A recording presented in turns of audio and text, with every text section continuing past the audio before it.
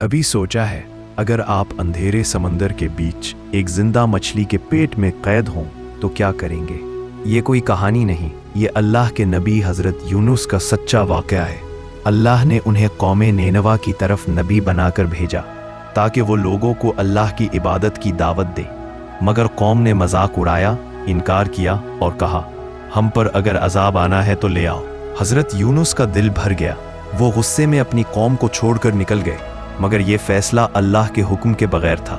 वो एक कश्ती में सवार हुए, लेकिन अचानक समंदर बिफर गया। आसमान पर बिजली चमकी, लहरें पहाड़ों की तरह उठने लगीं और कश्ती वालों ने कहा, ये तूफान किसी नाफरमान की वजह से है। उड़ा डाला गया। पहली बार यूनुस का नाम निकला, दूसरी बार फिर उन्हीं का, तीसरी बार फिर वही नाम, और उन्होंने कहा, यह अल्लाह का फैसला है। फिर समंदर में कूद गए और एक बड़ी मछली ने उन्हें निगल लिया। अब चारों तरफ अंधेरा ही अंधेरा, समंदर का अंधेरा, रात का अंधेरा और मछली के पेट का अंधेरा। लेकिन उनके दिल में ईमान का नूर जलता रहा। उसी अंधेरे में उन्होंने एक ऐसी दुआ पढ़ी जो क़यामत तक रोशनी बनती रहेगी। ला इलाहा इल्ला अंत सुब्हानका इन्नी कुन्तु मिनज़ ज़ालिमीन। ए अल्लाह, तेरे सिवा कोई माबूद नहीं, तो पाक है, बेशक मैं ही ज़ालिमों में से हूँ। इस दुआ ने समंदर का सीना चीर दिया।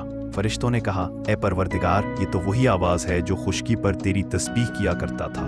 अल्लाह ने फरमाया, हाँ, ये मेरा बंदा यूनुस है, मैंने उसकी दुआ कबूल कर ली है।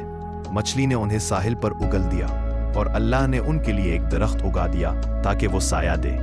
जब वो वापस अपनी कौम के पास पहुंचे तो वो सब ईमान ले आए। वो वाहिद नबी बने जिनकी पूरी कौम ने तौबा की और ईमान कबूल किया।